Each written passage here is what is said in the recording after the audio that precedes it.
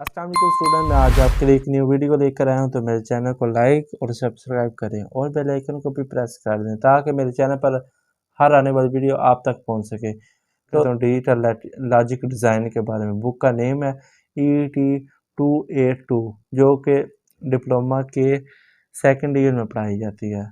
तो स्टूडेंट चलते हैं हम अपने लेक्चर की तरफ। तो स्टूडेंट इसके तकरीबन 10 चैप्टर हैं। तो ये आपने मैं बारी बारी इनको पढ़ाऊँगा तो आपको नोट्स भी प्रोवाइड करूँगा। बहुत इजीली सिलेबस है, इसमें कोई मुश्किल की बात नहीं है। स्टूडेंट ये हमारे पास आ गया बाब नंबर 1, डिजिटल इलेक्ट्रॉनिक्स।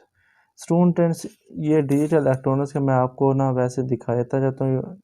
ये देखें, बहुत आसान है। एनालॉग सिस्टम है, digital system, number of system है, डेसिमल सिस्टम है, बाइनरी काउंटिंग है।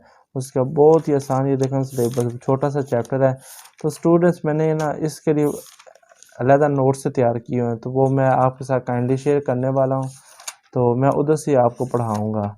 तो आप वैसे इधर से बुक से पढ़ लेना। अगर आपको समझ ना आई तो मुझे कमेंट बॉक्स में लाजमी बता देना। तो स्टूडेंट हम चलते हैं अपने नोट्स की तरफ है।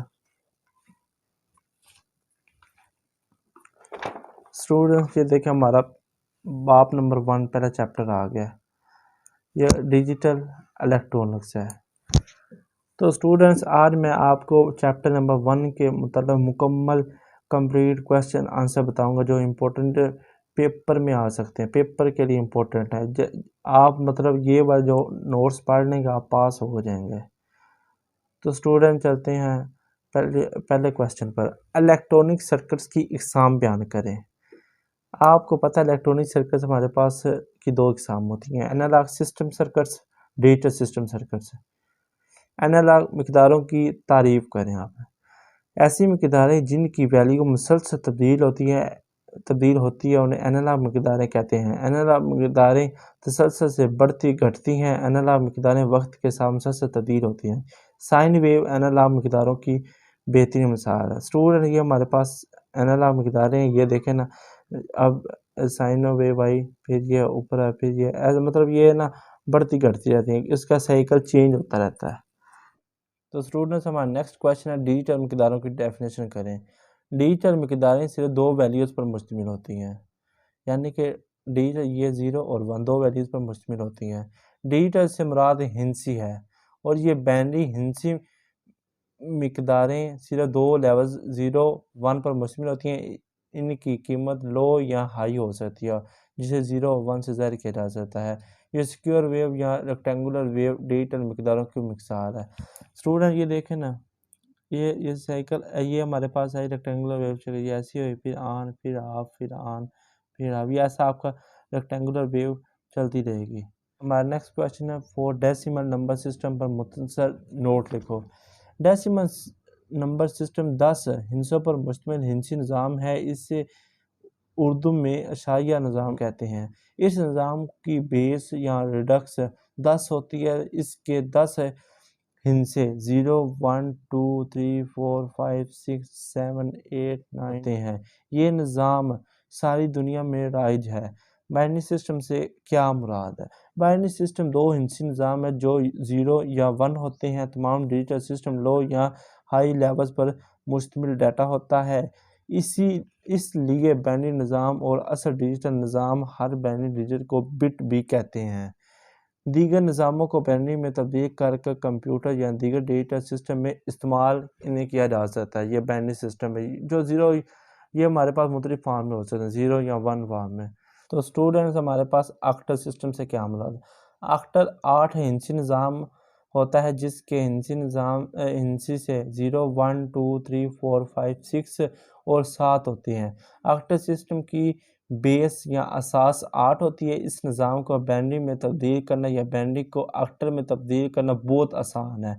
इसलिए ये निज़ाम माइक्रो प्रोसेसर में इस्तेमाल के लिए मौजू होता है। हर ऑक्टल 3 बिट बाइनरी अदद के बराबर होता है जिसे बाइनरी ट्रिपलेट कहते हैं। हमारे पास नेक्स्ट आ गया हेक्साडेसिमल से क्या मुराद है? हेक्साडेसिमल से नंबर सिस्टम 16 हिंसी निज़ाम है। जिसमें पहले 10 नंबर डेसिमल 0 से 9 और आखिरी 6 हिंदी अंग्रेज़ी अल्फ़ाबेट्स होते हैं, यानी कि A B C D E F। ये 0 से 9 तक हमारे वो हो गए।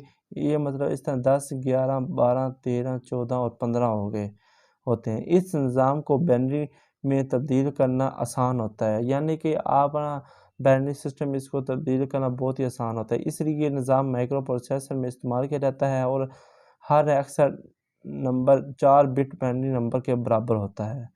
तो हमारे पास नेक्स्ट डेफिनेशन आ गई BCD कोड से क्या मुराद है। BCD से मुराद बाइनरी कोड डेसिमल है, यानी हर डेसिमल नंबर के मुसावी 4 बिट्स पर मुश्तमिल एक बाइनरी होती है। इसे 1 2 4 8 भी कोड का नाम दिया जाता है और ये कोड वेटेड कोड होता है, यानी इसे हिसाबी अमल में इस्तेमाल किया जाता है। स्टूडेंट ये BCD कोड आप लाजमी देखना, क्योंकि ये पेपर में इसकी डेफिनेशन आ जाती है। ये इसे का ये कोड है 1 2 4 8 है। तो नेक्स्ट हमारी डेफिनेशन आ गई ग्रे कोड की वजाहत करें। ग्रे कोड एक नॉन वेटेड और गैर हिसाबी कोड होता है। ये मैकेनिकल स्विचिंग सिस्टम में ज़्यादा इस्तेमाल होता है। इस कोड को साइक्लिक या रिफ्लेक्टिव कोड भी कहते हैं। हर डेसिमल नंबर के कोड में सिर्फ एक बिट की तब्दीली होती है। ये देखें ना, 0 1 2 3 4 5 6।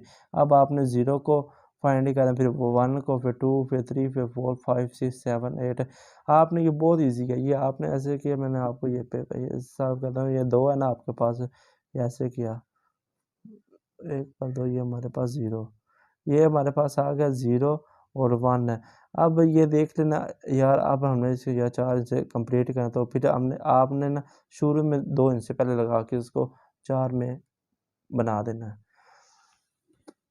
तो हमारे पास नेक्स्ट डेफिनेशन आ गई X3 कोड की वजाहत करें।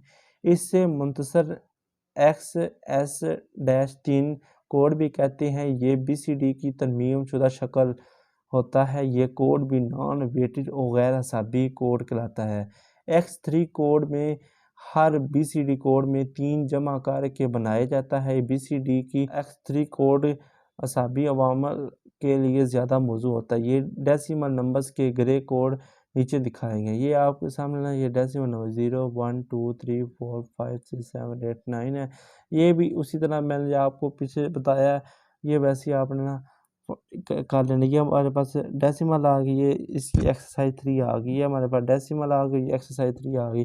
तो स्टूडेंट जो आपको समझ ना आए तो मेरे कमेंट बॉक्स में लाजमी बता देना।